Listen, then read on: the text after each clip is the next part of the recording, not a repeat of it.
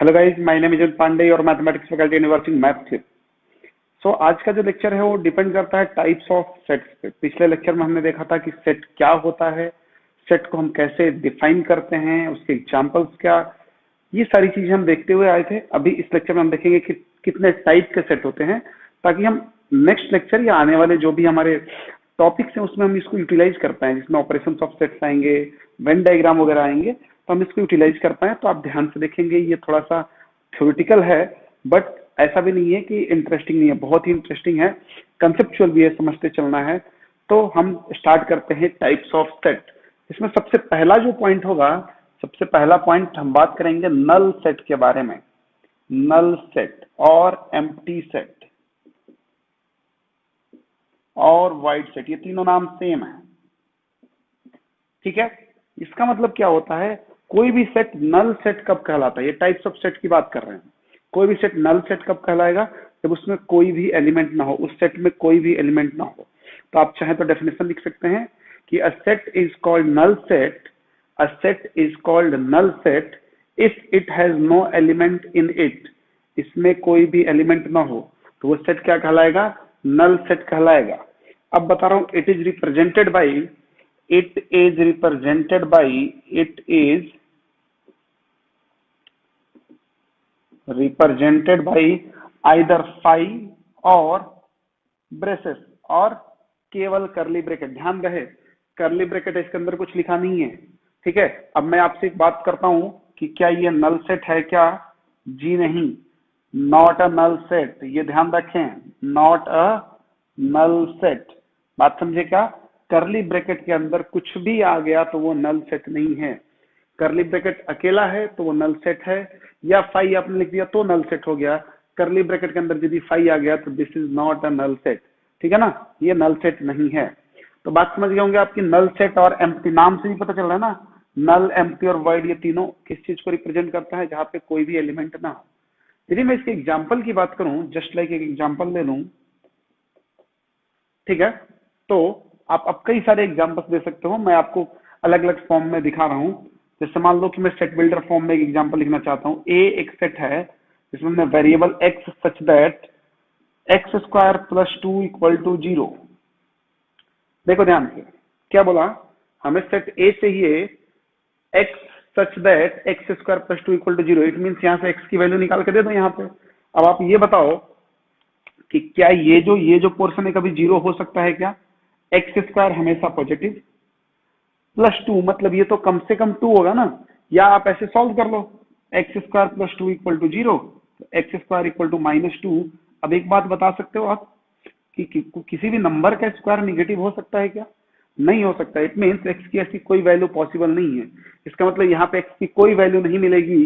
तो यदि मैं ए को लिखना चाहूं तो मैं ए को ऐसे लिख सकता हूं कि ए की कोई भी वैल्यू पॉसिबल नहीं है। इट मीन्स ए को मैं ये लिख लूं और a इक्वल टू 5 लिख दूं, ये हमारा आंसर हो गया। कई सारे एग्जांपल्स बना सकते हैं आप, कई सारे एग्जांपल्स बना सकते हैं। मैं एक और एग्जांपल दे रहा हूं, छोटा सा एग्जांपल नंबर 2 डायरेक्टली देखेंगे आप। मान लीजिए मैं b दे देता हूं, b equal to x such that positive odd number divisible by 2। बताओ हमें x क्या चाहिए, यहाँ पे लिख लो x इज, ऐसे लिख लो x is positive odd number divisible by 2। अब ऐसा बताओ, एक तो ऑड नंबर बोला, ये पॉजिटिव हो या नेगेटिव हो तो अलग की बात है, ऑड नंबर 2 से डिवाइड होता ही नहीं, इसका मतलब ऐसा कोई नंबर पॉसिबल ही नहीं है। इट मीन्स हमें x की कोई भी वैल्यू नहीं मिल सकती है। हैंस b क्या हो जाएगा, आइदर 5, और आप ब्रेसेस बना के लिख दें या करली ब्रैकेट बोलते हैं इसको, करली ब्रैकेट लिख दें। तो ये क्या हो गया, नल सेट का एग्जांपल हो गया। आई होप आप नल सेट को समझ गए होंगे। नल सेट ऐसा सेट है जिसमें कोई भी एलिमेंट नहीं होगा, ठीक है ना। अब देखते हैं सेकंड इसका, सेकंड पोर्शन इसका।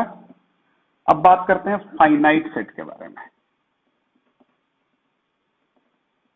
ठीक है। आप ध्यान से देखें, डेफिनेशन उतना जरूरी नहीं है जितना जरूरी समझना है। फाइनाइट सेट क्या होता है, इसके भी नाम से समझने की कोशिश करते हैं कि फाइनाइट, फाइनाइट मतलब इसके जो एलिमेंट्स होंगे उनको हम क्या करें, काउंट कर पाए। ठीक है ना, उनको हम काउंट कर पाए with the help of natural number, क्योंकि काउंटिंग कहाँ से स्टार्ट होती है, 1 2 3 4 5 6, है कि नहीं। With the help of natural number हम इसको काउंट कर पाए, तो ऐसे सेट को हम क्या बोलते हैं, ऐसे सेट को फाइनाइट सेट बोलते हैं। और इनकी काउंटिंग खत्म हो जानी चाहिए, मतलब ये नहीं कि काउंट करते जा रहे हैं खत्म नहीं हो रहा है, काउंटिंग खत्म हो जानी चाहिए। तो इस टाइप के सेट को क्या बोलते हैं हम, फाइनाइट सेट, जिसमें फाइनाइट नंबर ऑफ एलिमेंट्स हो, है ना। तो आप इसका डेफिनेशन लिखेंगे, मैं बोल रहा हूँ फाइनाइट सेट का डेफिनेशन लिखो। A set a set a set capital X ले लो, a set capital X is called finite set, a set capital X is called finite set if its element can be listed by counting, if its element can be listed by counting, if its element can be listed by counting or labeling with the help of natural numbers, or labeling with the help of natural numbers, okay, and the process terminates, and this process terminate at a certain natural number, बात को समझना, and this process terminates at a certain natural number, okay। वही बात है, क्या बोल रहा है, सपोज देखना ध्यान से, फाइनाइट सेट का मैं एग्जांपल से समझा रहा हूं, मैं क्या बोल रहा हूँ, इसमें number of elements of finite हो, उनको हम काउंट कर पाए और वो खत्म भी हो जानी चाहिए, यानी कि खत्म ही नहीं हो रहा है। वही बोल रहा है कि ये टर्मिनेट कहाँ पे होना चाहिए, एक नेचुरल नंबर पे ही टर्मिनेट होना चाहिए। जैसे मैं आपको एक सेट बोलता हूं, इसका एग्जांपल लेता हूं, example number 1, suppose set A क्या है, एक्स है, और हमने बोल दिया कि x square minus 1 equal to 0।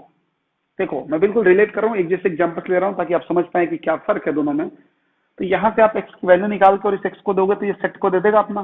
तो यहाँ से क्या हो जाएगा, x square minus 1 equal to 0, it means x minus 1 into x plus 1 equal to 0, this imply x equal to plus minus 1, मतलब एक्स की कितनी वैल्यू आ गई, 2 वैल्यू आ गई। तो हम सेट ए की एक्स की 2 वैल्यू आ गई, तो सेट ए को लिख सकते हैं, क्या हो जाएगा, 1 एंड माइनस 1। तो ये क्या हो गया, देखो फाइनाइट सेट हो गया, क्योंकि हम इसके एलिमेंट्स को काउंट कर सकते हैं, कितने हैं, 1 2, ठीक है। तो क्या हुआ कि हम काउंट कर पाए ना, ये हुआ हमारा फाइनाइट सेट, और ये खत्म भी हो जाना चाहिए, यानी कि हम काउंट करते जा रहे हैं, खत्म ही नहीं हो रहा है, ठीक है। और भी आप ले सकते हो, एग्जाम्पल नंबर 2, एग्जाम्पल नंबर 2 मैं ले रहा हूं, मान लो ये हमारा सेट बी है, और लिख दिया कि एक्स और x is vowels of English alphabet, English alphabet, समझना बात को। एक्स क्या है, वॉवेल्स है इंग्लिश अल्फाबेट के, तो वो तो पता है हमें वॉवेल्स कितने होते हैं, ए ई आई ओ यू, तो बस हमने लिख दिया। तो इसका मतलब बी क्या रहा हमारा, ए ई आई ओ यू, ठीक है ना। तो टोटल नंबर ऑफ एलिमेंट्स कितने हैं, 5।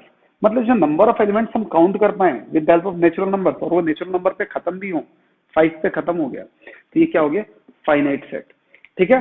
तो इसी के साथ साथ मैं फाइनाइट सेट के साथ आपको तीसरा पॉइंट दे दूं इनफाइनाइट सेट का, तो समझ सकते हैं आप इनफाइनाइट सेट, बताओ।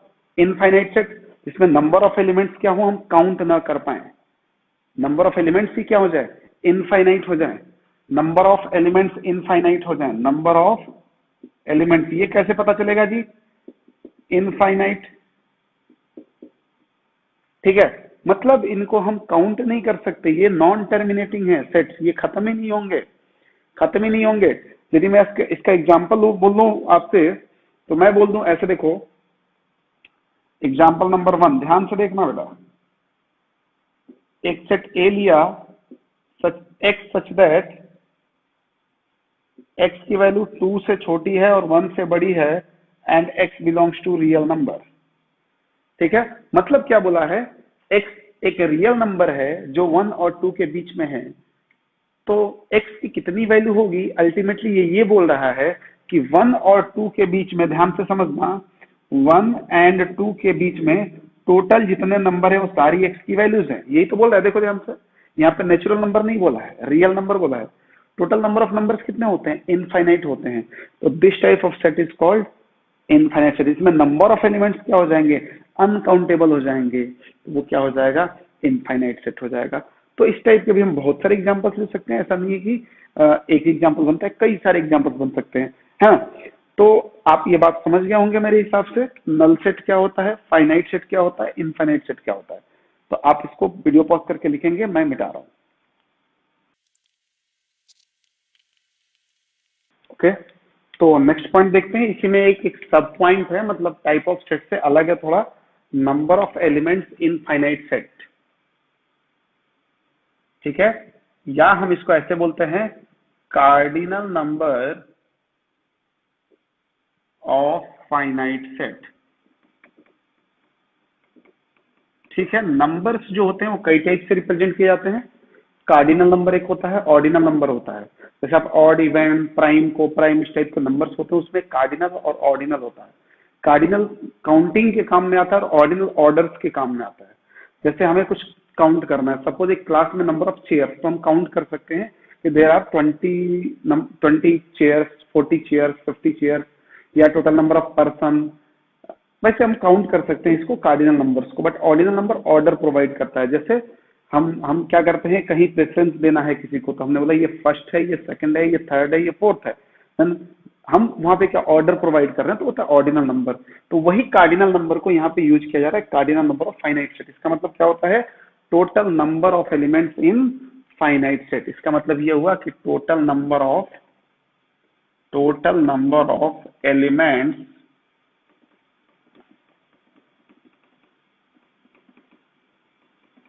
इन फाइनाइट सेट। फाइनाइट सेट के जो टोटल नंबर ऑफ एलिमेंट्स होते हैं उन्हीं को हम क्या बोलते हैं, cardinal number of finite set. की जगह कार्डिनल नंबर भी लिखा होगा। And it is represented by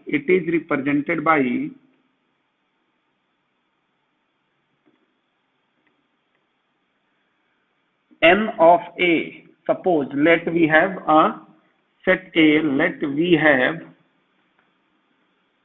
set A, तो हम उसको क्या बोलेंगे, cardinal number of set A is represented by n A. Okay, number of element in A, ये होता है हमारा कार्डिनल नंबर। ऑर्डिनल नंबर क्या होता है, ऑर्डर बताने का, जो यहाँ पे इसकी कोई रिक्वायरमेंट नहीं है। तो आप बात समझ गए होंगे। ये किसी भी सेट के लिए हम यूज कर सकते हैं। जब भी सेट में हमें नंबर ऑफ एलिमेंट्स पता करना होगा तो हम उसके कार्डिनल नंबर्स निकालेंगे। ठीक है, हम नेक्स्ट पॉइंट पे चलते हैं, सिंगलटन सेट की बात करते हैं, जो कि फोर्थ पॉइंट होगा हमारा। Fourth, singleton set. देखना, बहुत ही बेसिक है सब। सिंगलटन सेट, नाम से भी पता चल रहा है, सिंगलटन मतलब केवल एक ही एलिमेंट हो। ठीक है ना, ओनली वन एलिमेंट। अब मैं क्या डेफिनेशन नहीं लिखवा रहा हूं, आपको समझना आप ध्यान से, ओनली वन एलिमेंट। ठीक है, आप इसको देखो ऐसे ही याद रखो, only one element is there in the set. यदि सेट के अंदर केवल एक एलिमेंट हो तो वो सेट क्या कहलाता है, सिंगलटन सेट। एग्जाम्पल देख लो, कैसे पता करेंगे अपन। मान लो एक सेट ए है हमारे पास, एग्जाम्पल नंबर 1 ले रहे हैं, एक्स सच दैट, ध्यान से देखना, x less than 3 greater than 1 and x belongs to natural number. समझना पिछले क्वेश्चन में और इस क्वेश्चन में डिफरेंस क्या है। पिछले क्वेश्चन में यहाँ पे रियल नंबर था, अभी नेचुरल नंबर है। नेचुरल नंबर का मतलब 1 2 3 4 5। तो बोला x की वैल्यू 1 और 3 के बीच में होनी चाहिए। 1 और 3 के बीच में x की वैल्यू नेचुरल नंबर के फॉर्म में क्या आएगी, एक 2 ही तो आएगी। 2 ही है ना, क्योंकि नेचुरल नंबर है। तो मतलब x की एक ही वैल्यू पॉसिबल है, वो क्या है, 2। तो हमने a का वैल्यू क्या मिल गया हमें, 2। तो देखो टोटल नंबर ऑफ एलिमेंट कितना हो गया, 1।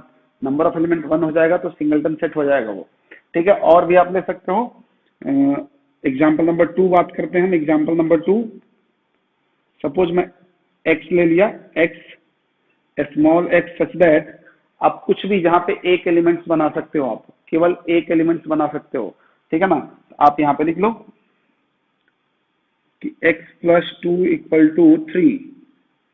ठीक है, x हमें लेना है कब, जब x प्लस 2 इक्वल टू 3 हो।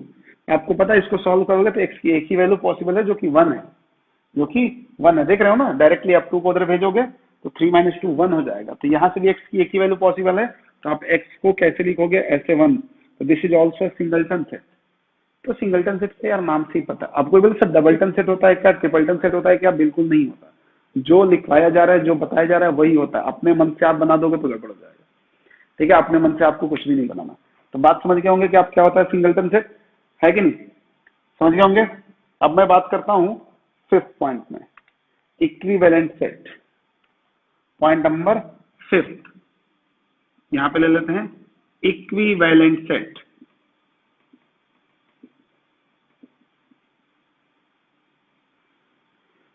अब इक्विवेलेंट मतलब कहीं ना कहीं यहाँ पे दो सेट की रिक्वायरमेंट पड़ेगी, क्योंकि हमें इक्विवेलेंसी चेक करना है। ठीक है, तो दो सेट, तो let we have two sets. मैं मान लेता हूं हमारे पास दो सेट हैं, पहले ही मान लिया कि let we have two sets, let we have two sets A and B. अब A and B equivalent set कब कहलाएगा? इक्विवेलेंट सेट कब कहलाएगा? जब दोनों में नंबर ऑफ एलिमेंट सेम हो जाए। ध्यान रखना, केवल number of element. If number of element in A equal to number of element in B, ये दोनों बराबर हो जाए, then A and B are equivalent set. बात समझ गए होंगे। जैसे मैं आपको दिखाता हूं, एग्जाम्पल देखो, हमारे पास एक सेट ए है 1 2 3 4 5, एक सेट बी है जो कि है ए ई आई ओ यू। क्या ए एंड बी इक्विवेलेंट सेट है क्या? इसको हम ऐसे भी रिप्रेजेंट करते हैं, ए इक्विवेलेंट टू बी। ठीक है, तो क्या दोनों इक्विवेलेंट है क्या? तो हम फटाफट चेक कर लेंगे, नंबर ऑफ एलिमेंट सेम है क्या। अरे तो बेसिक चीजें, 1 2 3 4 5 काउंट कर ले तो 5 इधर भी है, 5 इधर भी है। हमने बोला here n of a equal to n of b, it means this implies a equivalent to b। बात क्लियर है ना? फिर बात आती है क्या सर दोनों सेट सेम हो जाए, दोनों सेट क्या हो जाए, सेम हो जाए, मतलब जैसा ए लिखा है वैसा ही बी लिखूं तो इक्विवेलेंट होगा क्या? अभी बताता हूं, एक मिनट रुक जाओ बस। पॉइंट नंबर 6 ले लेने दो मुझे, इक्वल सेट्स की बात कर लेने दो। पॉइंट नंबर 6 क्या है हमारे पास? Equal set. वैसे सेट्स होना चाहिए इक्वल सेट्स, ठीक है कोई बात नहीं, ले लो। ठीक है, अब यहां भी two sets are set to be equal. आप डिफाइन करना चाहे, देखो एक तो तरीका होता है मैं इक्विवेलेंट सेट का आपको पूरा डेफिनेशन लिखवाता कि two sets A and B are set to be equivalent set if n a equal to n b और number of element in a equal to number of element in b और cardinal number of a equal to cardinal number of b, then it is called equivalent set। या आप ऐसे समझ लो, यदि equal set की बात आप समझना चाहते हो तो डेफिनेशन वाइज जाओगे तो two set A and B are called equal set if both have same number of element as well as same element. बात समझना, मतलब नंबर ऑफ एलिमेंट भी सेम होना चाहिए। हमारे पास यही दो सेट है, दो कौन से सेट हमने मान लिए? A and B. ठीक है, यहां पे भी हमने क्या माना कि हमारे पास let we have two sets A and B. ठीक है, तो अब इक्वल सेट कब होगा? If n of a equal to n of b and साथ में क्या होना चाहिए? elements of A and B are same, elements of A and B are same, then A and B is called equal set, then A and B are called equal set and it is represented by कैसे? A equal to B, equal set है ना, हो गया। Example लोगे? ले लो example दिखाता हूं आपको। सपोज A हमारे पास क्या है, ले लो 2 4 6 8 एंड B क्या है 6 8 4 2। अब क्या दोनों इक्वल है क्या? चेक करो, number of element in A equal to number of element in B। Yes, 4 4 ही है, बहुत इजी है यार। और बोला सारे एलिमेंट सेम है क्या? हमने चेक किया, 2 है, 4 भी है, 6 भी है, 8 भी है। अरे बना ही ऐसा गया है ना, तो इसका मतलब क्या हुआ? हेंस हमने क्या चेक कर लिया? आप कंडीशन लिखना चाहो तो लिख लो कि here n of a equal to n of b and elements are same, hence a equal to b, then a and b are equal set. सही है क्या? समझ गए क्या? मेरे हिसाब से समझ गए होंगे आप। इक्वल सेट्स में क्या करना है और इक्विवेलेंट सेट में क्या करना है, ध्यान रखना, कंफ्यूज नहीं होना। इक्वल में दोनों केस सेटिस्फाई होना चाहिए, इक्विवेलेंट सेट में क्या होना चाहिए, बराबर एलिमेंट्स दिखने चाहिए, बस इतना ही है। तो आई होप आप समझ पाए होंगे। तो वीडियो पॉज करके इसको नोट डाउन करोगे और मैं मिटा रहा हूं। ओके, तो अगला देखते हैं, नेक्स्ट पॉइंट जो भी है। आई थिंक हमारे पास 6 हो गए थे। शमन देखते हैं यूनिवर्सल सेट।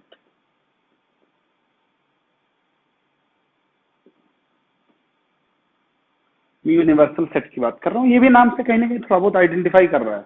हम नाम से आइडेंटिफिकेशन इसका कर सकते हैं। यूनिवर्सल मतलब टोटल सेट इसके अंदर होंगे, सारे सेट्स ही इसके अंदर होंगे। और इसकी खासियत होती है कि हर क्वेश्चन में यूनिवर्सल सेट गिवन होगा, क्योंकि किसी सेट के लिए आप यूनिवर्सल सेट इनफाइनाइट टाइप से बना सकते हो। ठीक है, तो आप चाहें तो इसका डेफिनेशन भी लिख सकते हैं। मैं डेफिनेशन बोल रहा हूँ, देखो, it is a set which includes all the sets, it is a set which includes all the sets under consideration। ठीक है, देखो, और डेफिनेशन आप दूसरा टाइप का लिख सकते हो, और it is a super set of each of the given set, it is a super set of each of the given set. जैसे देखो, मैं आपको बता रहा हूं, ध्यान से देखो अब क्या है। Let we have 2 3 4 sets, 3 4 set लिख देते हैं। लेट ए क्या है अपने पास 1,2, बी क्या है a,b,c, एंड सी क्या है हमारे पास एक और सेट है जो कि बता रहा है 4 6 एंड 8। ठीक है, अब मैं एक सुपर सेट बनाऊं। सुपर सेट क्या होता है ना, कि ये सारे एलिमेंट्स उस सेट में होने चाहिए, ये सारे एलिमेंट्स उस सेट में होने चाहिए। तो एक मैं सेट बना रहा हूं यहाँ पे 1 2 3 4 5 6 7 8 ए बी सी डी। देखो तो क्या सारे एलिमेंट्स हैं क्या इसमें? 1 2 है, 4 6 8 also there, A B C भी है। इसका मतलब इसी को हम क्या बोलेंगे, universal set. And it is denoted by capital U. किससे? कैपिटल यू से डिनोट करते हैं, कैपिटल यू से, ध्यान रहे, कैपिटल यू से। तो ये होता है यूनिवर्सल सेट। तो मैं क्या बोला कि क्वेश्चन में हमेशा गिवन रहेगा। क्यों नहीं गिवन रहेगा? यदि आपको खुद से बनाना है तो इसमें एबीसीडी में जेड तक लेके जा सकता था। ठीक है, ये नहीं सोचना कि जितने एलिमेंट्स इसमें तीनों मिला के होने चाहिए, जी नहीं, तीनों ए के सारे एलिमेंट्स होने चाहिए इसमें, बी के भी सारे एलिमेंट्स होने चाहिए, सी के भी सारे एलिमेंट्स होने चाहिए। बस ये होता है यूनिवर्सल सेट। और मैं कोई सेट इंट्रोड्यूस कर दूं डी, तो उसके भी एलिमेंट्स होने चाहिए, और एक्स्ट्रा है तो हमें कोई दिक्कत वाली बात नहीं है, लेकिन जितना है उतना तो होना चाहिए। तो this is called universal set and it should be given होगा, मस्ट बी गिवन, मतलब आपके क्वेश्चन में रहेगा ही, आपको खुद से नहीं बनाना। ठीक है, तो आप ये बात समझ जाओगे कि क्या होता है यूनिवर्सल सेट। तो इसके एग्जांपल्स तो कुछ भी दे सकते हैं, कुछ भी दे सकते हैं। अब यूनिवर्सल सेट ये भी बना सकते हो, एक और यूनिवर्सल सेट बना सकते हैं, उसमें ए बी सी डी ई कर दूं तो भी हो जाएगा, तो कोई भी फर्क नहीं पड़ता। ठीक है, अगला पॉइंट लेते हैं, सेट ऑफ सेट।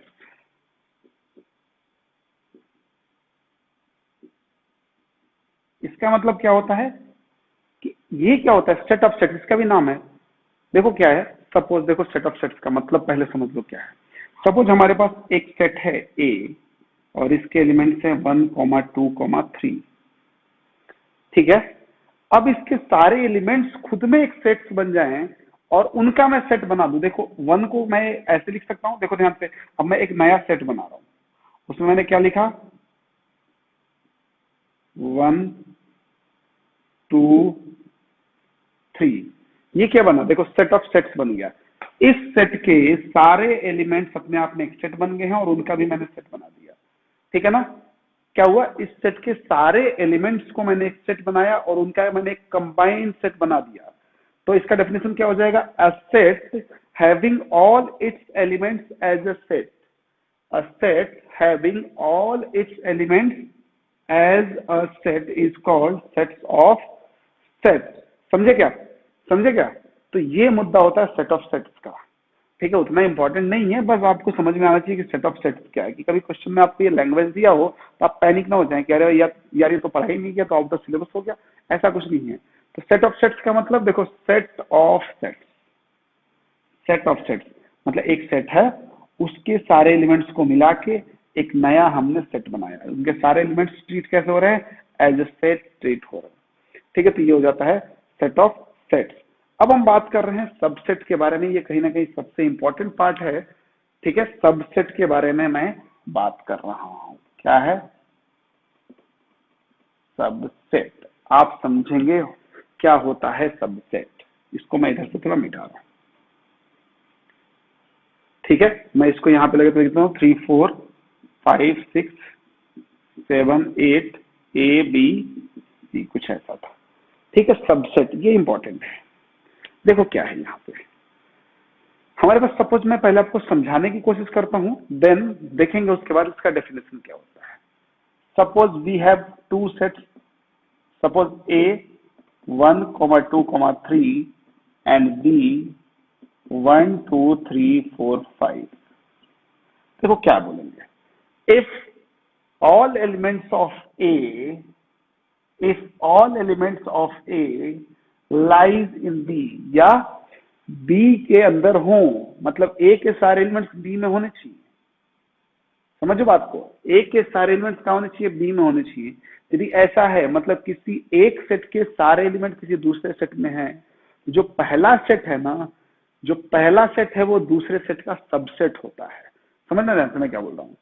किसी सपोज फर्स्ट सेट के सारे एलिमेंट्स सेकंड सेट में है, फर्स्ट सेट के सारे एलिमेंट सेकंड सेट में है, फर्स्ट के सेकंड में है, फर्स्ट के सेकंड में है, देन फर्स्ट वाला set is called subset of second set. अब देखो ए के सारे एलिमेंट्स बी में एग्जिस्ट कर रहे हैं, ए के सारे एलिमेंट्स बी में है क्या, हमने चेक कर लिया 1 2 3 1 2 3 पहले ही मिल गए, मतलब हाँ, then A is subset of B.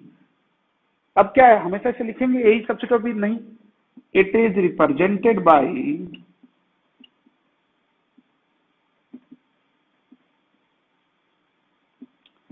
This symbol. और क्या बोलेंगे, A is subset of B. जो पहले आएगा वो क्या होगा, जो पहले आएगा वो क्या होगा, ऐसा नहीं, पहले से नहीं होता, ध्यान से रखें, गलती ना पड़े। जहां पे ये ओपन है उसके अपोजिट जाना है। यदि मैं ऐसे लिख दूं तो असल में पढ़ेंगे इसको अलग से। यहाँ ये क्या हुआ है, ये लिखा हुआ है A is subset of B, and here समझना, and here B is called super set of A, B is called super set of A. उसको हम कैसे लिखते हैं, उसको कैसे लिखते हैं, इट इज रिप्रेजेंटेड बाय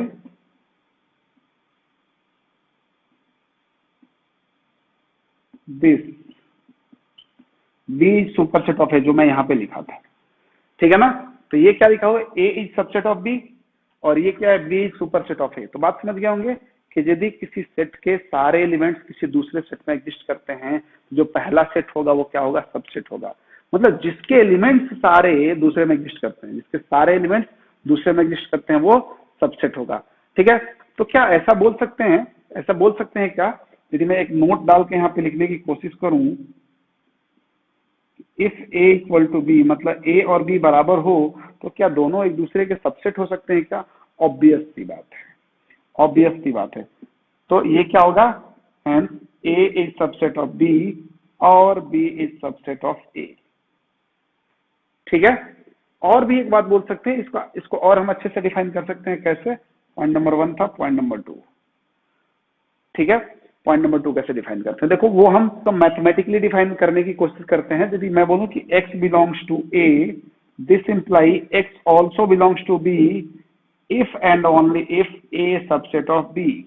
बात समझना, a यदि b का सबसेट है, ये इफ एंड ओनली इफ है, दिस इंप्लाई होता है। देखो देखो, a के सारे एलिमेंट्स b में होंगे यदि सबसेट है, तो इसका मतलब यदि x a को बिलोंग करता होगा तो x b को भी बिलोंग करना पड़ेगा। मतलब यदि 1 a को भी बिलोंग करता है और 1 b को भी बिलोंग करता है, तभी तो सबसेट बना होगा। वही बात यहाँ पे मैथमेटिकली आपको बताई जा रही है कि आप चाहे तो इसको ऐसे भी लिख सकते हो, पहले इसको लिखो और if and only if this condition, और आप इसको ऐसे भी लिख सकते हो, मैं बता रहा हूं कैसे, a subset of b if and only if x belongs to A this imply x belongs to B, मतलब जो ए का एलिमेंट है वो बी का भी एलिमेंट होना चाहिए, तभी पॉसिबिलिटी होती है। ठीक है, अब यदि मैं इसी में बात एक बोलूं और point number third, note number third है, if A is not subset of B,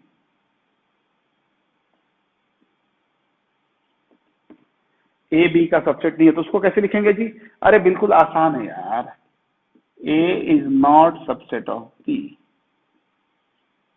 बहुत आसानी से लिख सकते हो। बस क्या करना है, जैसे नॉट बिलोंग्स टू का केस था वैसे ही ये भी हो गया।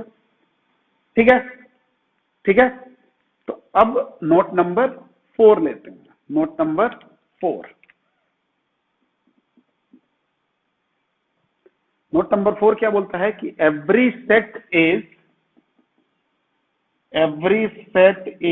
Subset of itself, subset of itself. समझना क्या बोल रहा है कि हर सेट खुद का भी सबसेट होता है। कैसे? सबसेट का डेफिनेशन वहां पे क्लियर होना चाहिए, हमें बोला अभी दिखा देते हैं। सपोज इसका एग्जांपल हमने ले लिया, सपोज हमारे पास ए है जिसमें एलिमेंट्स ए कोमा बी है, और फिर से मैंने ए लिखा, तो ये क्या हो गया? ए कोमा बी। मैंने क्या बोला? सबसेट का कंडीशन सेटिस्फाई कर रहा है क्या? बोला हाँ कर रहा है। देखो इसके सारे एलिमेंट्स इसमें हैं, तो हम क्या बोल सकते हैं? A is subset of A. ठीक है, मैं इसको ऐसे भी लिख सकता हूं, कैसे? और मैं ऐसे बोल सकता हूं A is subset of A if and only if any element x belongs to A, this imply x belongs to A. अरे तो दोनों सेम ही चीज लिखा हुआ है, बस बात सेम है। ठीक है, मतलब x यदि a को बिलोंग करता है तो x a को ही बिलोंग करना चाहिए। तो कोई भी सेट होता है ना, खुद का सबसेट होता है।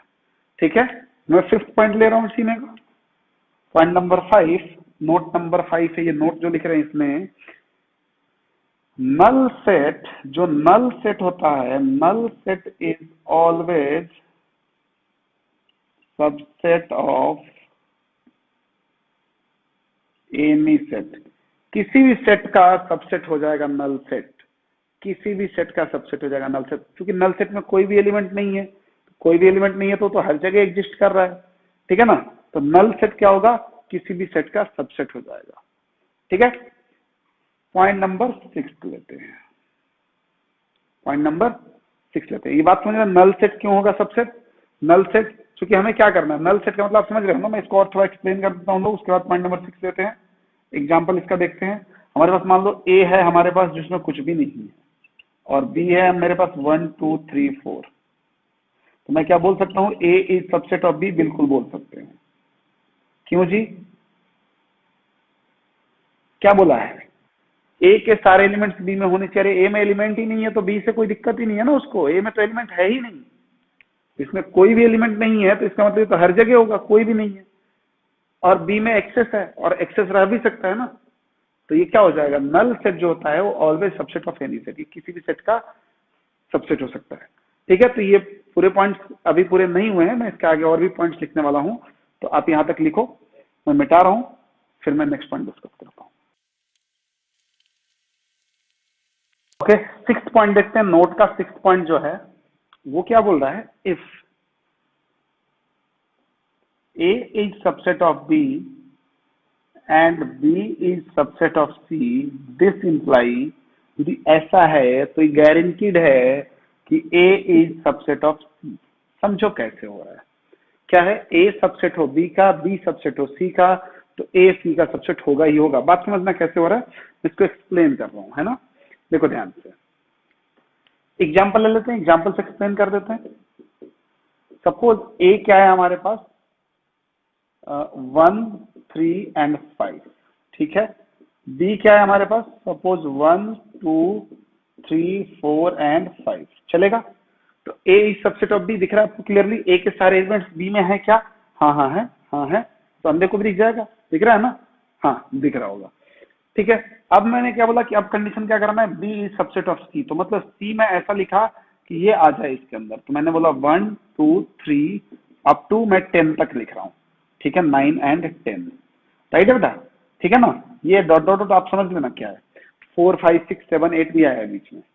ठीक है ना, तो अब मैं बोल सकता हूँ बी इज सबसेट ऑफ सी। हाँ हाँ बिल्कुल, बी के सारे एलिमेंट सी में है क्या? तो अब ये बताओ, ए सबसेट ऑफ सी हो रहा है क्या? ए के सारे एलिमेंट सी में है क्या?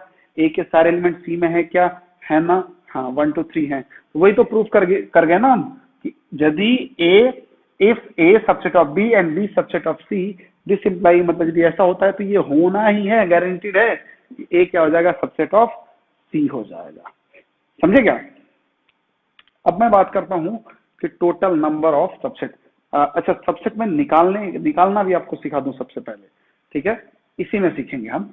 ये जो हमारा हेडिंग है, number of subset, number of subset की बात करते हैं कि जी सेट से हम कितने टोटल सबसेट बना सकते हैं, यहीं पे हम सबसेट बनाना भी सीखेंगे।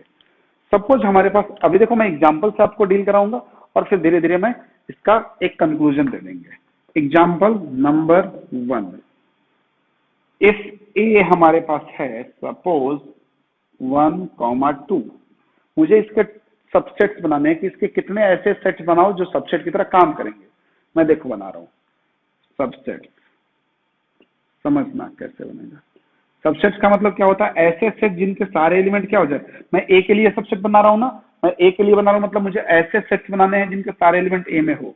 तो देखो, एक 1 हो सकता है, 1 है ना इसमें। एक क्या हो सकता है? 2 हो सकता है, एक 1, 2 हो सकता है, और एक 5 तो हमेशा सब में रहता है। इसकी जगह 5 लिख लो, इसकी जगह आप 5 लिख लो। देखो, दिस इज सबसेट ऑफ ए, मतलब हाँ देखो इसके सारे एलिमेंट्स हैं इसमें। इसके सारे एलिमेंट्स मतलब इसमें एक ही एलिमेंट है 1 जो इसमें एग्जिस्ट करता है, 2 भी है, 1 2 भी है, और 5 तो रहना ही रहना है। तो ये टोटल नंबर ऑफ कितने हो गए? टोटल नंबर ऑफ सबसेट 4 है यहाँ पे। टोटल नंबर ऑफ सबसेट कितने हो गए? Total number of subset equal to 4। और यहाँ पे कितना था? देखो, number of elements in A कितना था? 2 था। ध्यान से देखते रहना। एग्जाम्पल नंबर 2, सपोज मैं यहाँ पे ए में मैं क्या करूं? 2 4 6 ले लिया। अब मुझे सबसेट चाहिए, subset of B. Subset of B की बात करते हैं।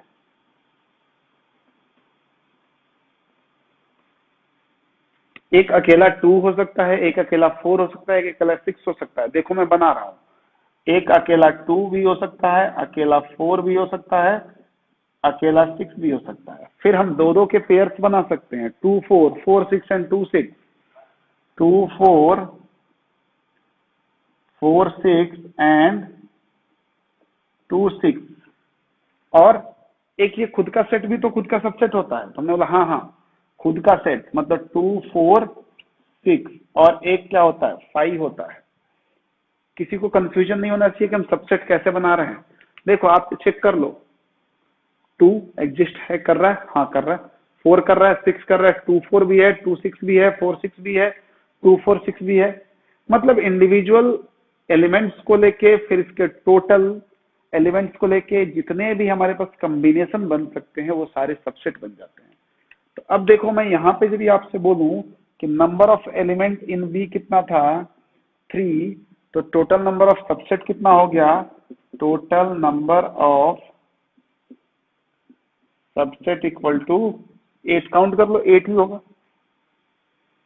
है कि नहीं? अब एक लास्ट एग्जांपल है, इसके बाद मैं कंक्लूड करूंगा इसको। एग्जांपल नंबर 3, एग्जांपल नंबर 3 देखना बेटा ध्यान से। मान लो x है, इसमें यहाँ पे लिखा हुआ है हमारे पास a, मतलब एक ही एलिमेंट है a है। मुझे इसके नंबर ऑफ सबसेट चाहिए, तो मैं सबसेट्स निकाल रहा हूँ, ठीक है? अच्छा, इसमें नंबर ऑफ एलिमेंट कितना है? एक ही है।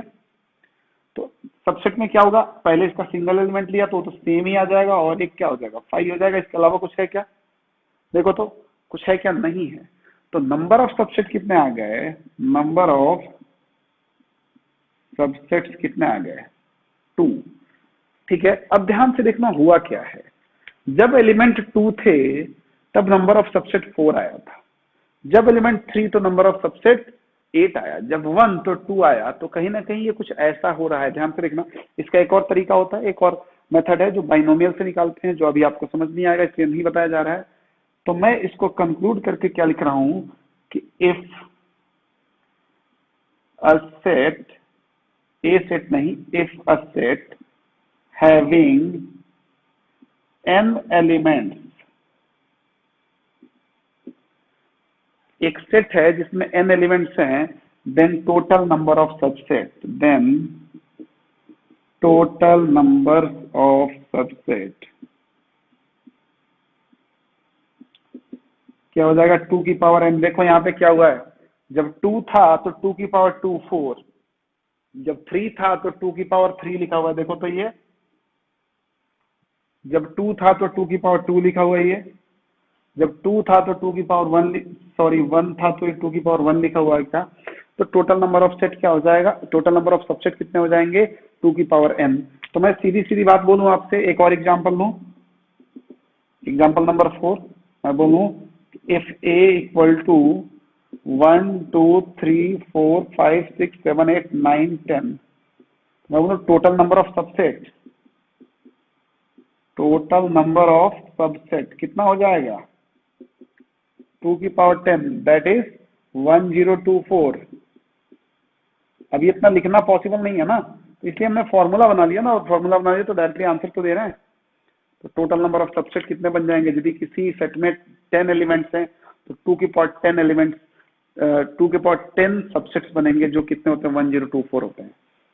तो आई होप आप समझ पा रहे होंगे कैसे हम सबसेट बना रहे हैं और कैसे इसके फॉर्मूले को हम यूज कर रहे हैं। आप जब बाइनोमियल थ्योरम पढ़ेंगे तो वहां भी एक मेथड बताया जाएगा कि ये हम टोटल नंबर ऑफ सबसेट की वैल्यू कैसे निकालेंगे, ठीक है ना। वहां पे आता है बाइनोमियल कोएफिशिएंट का जो समेशन होता है, सम ऑफ बाइनोमियल कोएफिशिएंट, वो 2 की पावर n आता है, वही होता है ये। बट अभी आपको बाइनोमियल का बिल्कुल ज्ञान नहीं है, जिसका ज्ञान नहीं है उसके बारे में चर्चा करना जरूरी नहीं समझते, है ना। तो अच्छी बात है, आप देखो अभी जो बताया जा रहा है ये बेसिक चीजें हैं। तो आई होप आप समझ रहे होंगे। आप इसको लिखो, मैं मिटा रहा हूं। हाँ जी, तो देखते हैं प्रॉपर सबसेट, देखते हैं प्रॉपर सबसेट। ये भी कहीं ना कहीं सबसेट का भी एक पार्ट है। सबसेट में हमने क्या पढ़ा कि 2 सेट्स, यदि ए और बी हमारे पास 2 सेट्स हैं, A is called subset of B if every element of A is an element of B, मतलब ए के सारे एलिमेंट्स बी के एलिमेंट्स होने चाहिए। बट इसमें थोड़ा सा वेरिएशन होता है। अब चाहे तो डेफिनेशन इसका लिख लें प्रॉपर सबसेट का, कि a set A is called, a set A capital A is called proper subset of set B if proper subset of set B if every element of A is an element of B, every element of A is an element of B, but at least one element of B, but at least one element of B which is not element of A। देखो starting का जो आधा definition था वो subset का ही था, but every at least one element of B is not which is not element of A. जो लास्ट का डेफिनेशन है वो थोड़ा अलग है, बात समझना क्या बोला है। ए के सारे एलिमेंट, सपोज मैं यहाँ पे देखो एग्जांपल ले रहा हूँ 1 2 3 4, मतलब ए के सारे एलिमेंट तो बी के होने चाहिए। तो मैं बोला ठीक है, ए के सारे एलिमेंट बी में होने चाहिए, मतलब 1 2 3 4। बट बोला बी में कम से कम at least one element of B which is not element of A. B में कम से कम एक एलिमेंट ऐसा होना चाहिए, कम से कम एक का मतलब एक से ज्यादा भी हो सकता है, कम से कम एक। मान लो यहाँ पे मैंने 10 ले लिया, तो बोला कि कम से कम ऐसा होना चाहिए कि ए के सारे एलिमेंट बी में होने चाहिए, बट बी के सारे एलिमेंट ए में नहीं होने चाहिए। कम से कम एक एलिमेंट ऐसा होना चाहिए जो ए में नहीं होना चाहिए। इसका मतलब तो ये होना कि बी के सारे एलिमेंट्स ए में नहीं होने चाहिए। इट मीन्स ए और बी बराबर नहीं होना चाहिए। यदि ए के सारे एलिमेंट बी में हो और बी के सारे एलिमेंट ए में हो तो ए और बी क्या हो जाएगा, बराबर हो जाएगा। तो प्रॉपर सबसेट कब बनता है, यदि ए के सारे एलिमेंट बी में हो लेकिन बी में कम से कम एक एलिमेंट ऐसा हो जो ए में ना हो, then A is called proper subset of B. Here A is proper subset of set B. कैसे डिनोट करते हैं, इट इज डिनोटेड बाई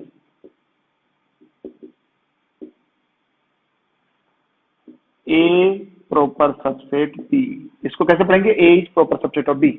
यहाँ पे यदि इक्वल टू, देखो एक ऐसा ही आता था इक्वल टू का, तो ये क्या हो जाता था, सबसेट हो जाता था सबसेट। अभी क्या होगा, प्रॉपर सबसेट। प्रॉपर सबसेट में देखो ध्यान से अब क्या होता है। अब मैं आपको एक एग्जांपल दिखा रहा हूँ, अब ध्यान से देखना। अभी सबसेट बना रहा है, कभी प्रॉपर सबसेट बनाएंगे। ठीक है, हमारे पास ए है सपोज 1 2 3, ठीक है, तो प्रॉपर सबसेट बनाओ।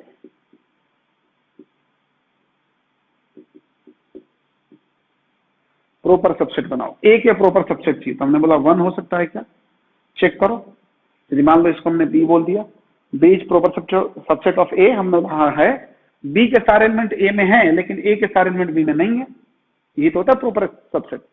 ठीक है, क्या 2 हो सकता है, हमने बोला हाँ 2 हो सकता है, इसके सारे एलिमेंट इसमें है बट इसके सारे एलिमेंट इसमें नहीं है।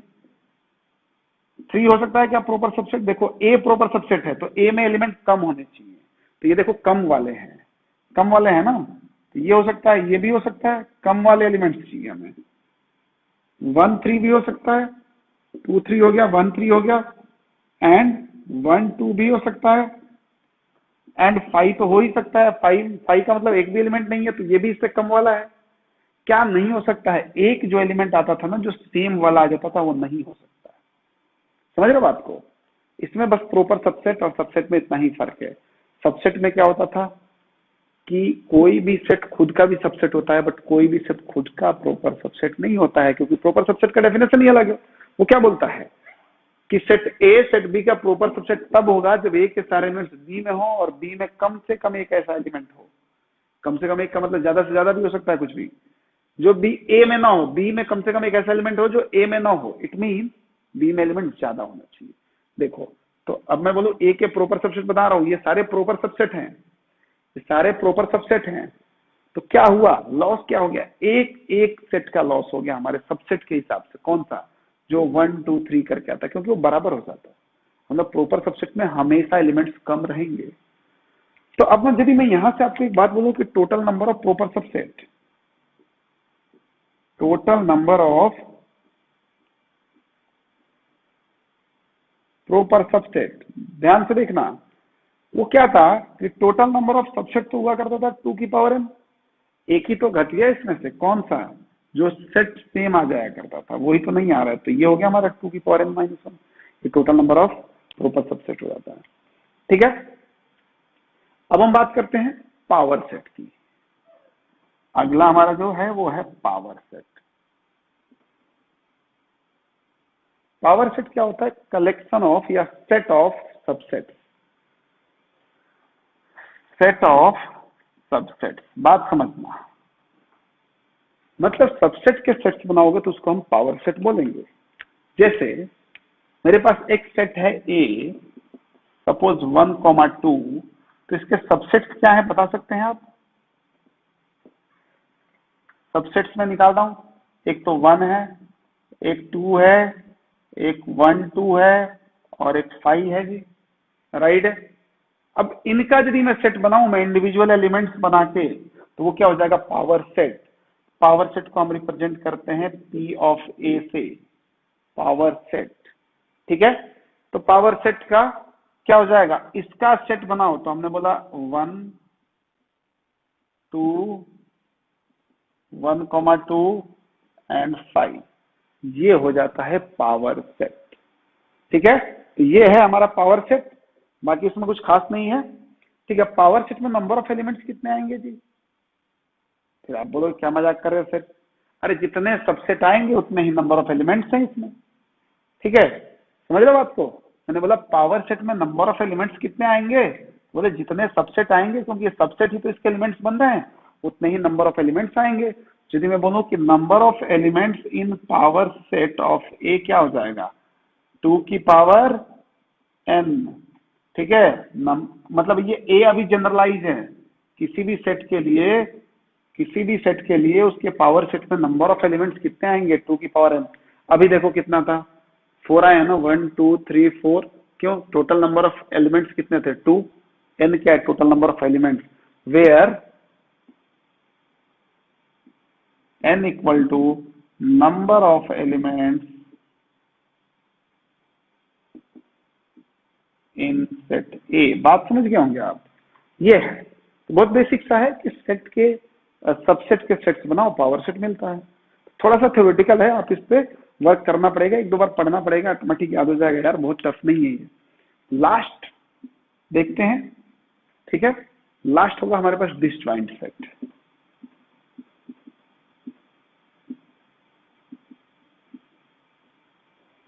डिसजॉइंट, जिनमें कोई भी कनेक्शन ना हो। ठीक है, two sets are called disjoint set. यहाँ पे दो सेट आएंगे कम से कम, two sets are called disjoint set if there will be no common element, दोनों सेट में कोई कॉमन एलिमेंट ना हो। मतलब if we have two sets, if we have two sets A and B and there will be no common element in A and B, मतलब क्या हुआ, and ध्यान से देखना, मैं यहाँ पे लिख रहा हूँ A इंटरसेक्शन B क्या हो जाए, 5 हो जाए, दोनों में कुछ भी कॉमन नहीं है, then A and B are called disjoint set, then A and B are called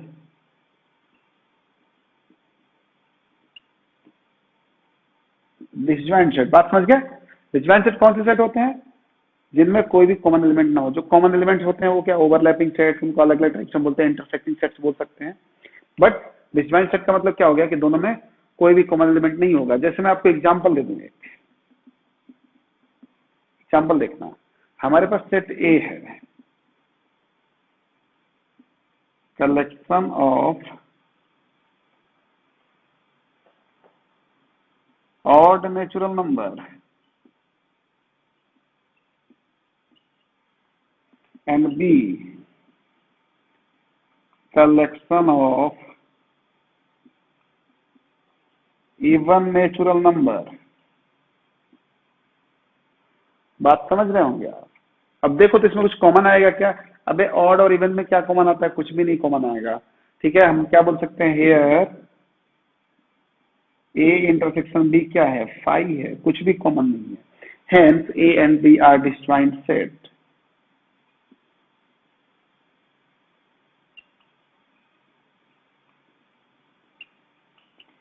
बात समझे क्या? दो सेट डिसजॉइंट सेट कब हो रहा है, जब उनमें कोई भी एलिमेंट्स कॉमन नहीं है। तो क्या करना है यार, ये तो नाम नाम से ही हम समझा रहे हैं, तो नाम पढ़ो और आंसर दो, बात खत्म है। तो बहुत ज्यादा बुक की लैंग्वेज में नहीं जाना हम।